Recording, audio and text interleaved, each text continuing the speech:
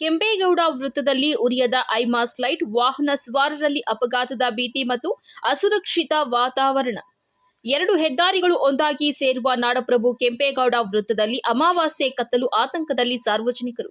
ರಾಷ್ಟ್ರೀಯ ಹೆದ್ದಾರಿ 69 ಮತ್ತು ಪ್ರಮುಖ ರಾಜ್ಯ ಹೆದ್ದಾರಿ 9 ಸೇರುವ ಪ್ರಮುಖ ವೃತ್ತದಲ್ಲಿ ಕಗ್ಗತ್ತಲು.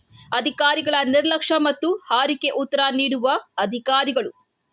ಗೌರಿಬಿದನೂರಿನಲ್ಲಿ ಇರುವ ನಾಡಪ್ರಭು ಕೆಂಪೇಗೌಡ ವೃತ್ತದಲ್ಲಿ ಅಳವಡಿಸಲಾಗಿರುವ ಐಮಾಸ್ ದೀಪವು ಸುಮಾರು 1 ತಿಂಗಳಿನಿಂದ ಕೆಟ್ಟು ಹೋಗಿ ಕನ್ನಡಪ್ರಭ ವರದಿಗಳ ಪ್ರಕಾರ ರಾತ್ರಿ ವೇಳೆ ಸಂಪೂರ್ಣ ಕತ್ತಲು ಆವರಿಸಿದೆ. ಪ್ರಮುಖ ವೃತ್ತದಲ್ಲಿನ ಐಮಾಸ್ ದೀಪ ಹಾಳಾಗಿದ್ದರಿಂದ ಬೆಳಕಿಲ್ಲದೆ ಸಾರ್ವಜನಿಕರು ಹಾಗೂ ವಾಹನ ಸವಾರರು ಆತಂಕದಲ್ಲಿ ಸಂಚರಿಸುವಂತಾಗಿದೆ. ಪಟ್ಟಣದ ಮುಖ್ಯ ವೃತ್ತವಾದ ನಾಡಪ್ರಭು ಕೆಂಪೇಗೌಡ ವೃತ್ತದಲ್ಲಿ ಇರುವ ಐಮಾಸ್ ದೀಪಗಳು ಸುಮಾರು ತಿಂಗಳಿನಿಂದ ಉಪಯೋಗಕ್ಕೆ ಬಾರದಂತಾಗಿದೆ.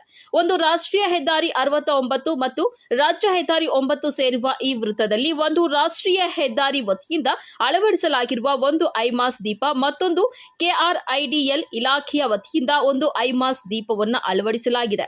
ಅತಿ ಹೆಚ್ಚು ವಾಹನಗಳು ಈ ರಸ್ತೆಯಲ್ಲಿ ಸಂಚರಿಸುತ್ತವೆ.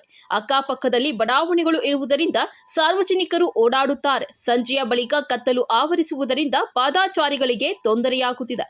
ವಾಹನ ಸಂಚಾರಕ್ಕೂ ಸಮಸ್ಯೆಯಾಗುತ್ತಿದೆ. ಸಂಬಂಧಪಟ್ಟ ಅಧಿಕಾರಿಗಳು ಈ ಕೂಡಲೇ ಐಮಾಸ್ ದೀಪವನ್ನು ಸರಿಪಡಿಸಿ ಸಾರ್ವಜನಿಕರಿಗೆ ಮತ್ತು ವಾಹನ ಸವಾರರಿಗೆ ಯಾವುದೇ ತೊಂದರೆ ಉಂಟಾಗದಂತೆ ಅನುಕೂಲ ಮಾಡಿಕೊಡಬೇಕಾಗಿದೆ.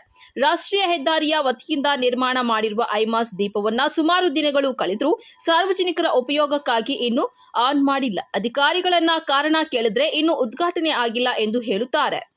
ನಗರಸಭೆ ಕಾರ್ಯಾಲಯದ ಸಹಾಯಕ ಅಭಿಯಂತರರು ದಾನಿಯಾ ಫೈರೋಜ್ ಕರೆ ಮಾಡಿ ವಿಚಾರ ತಿಳಿಸಿದಾಗ ಕೆಆರ್ಐಡಿಎಲ್ ಇಲಾಖೆ ಅಧಿಕಾರಿಗಳು ಕೆಂಪೇಗೌಡ ವೃತ್ತದ ಐಮಾಸ್ ದೀಪವನ್ನು ಇನ್ನೂ ನಮ್ಮ ನಗರಸಭೆಗೆ ಹಸ್ತಾಂತರ ಮಾಡಿಲ್ಲವೆಂದು ಹಾರಿಕೆ ಉತ್ತರ ನೀಡುತ್ತಾರೆ.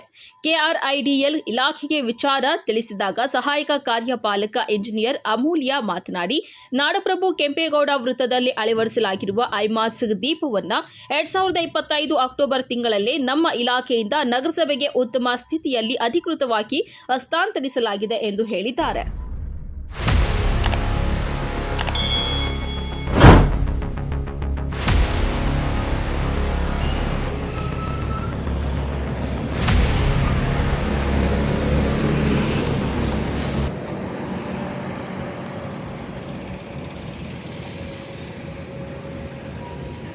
ಗುಡ್ರೆ ಸಕ್ಕತ್ತಾಗಿ ಬನ್ನಿ ಗುಡ್ರೆ.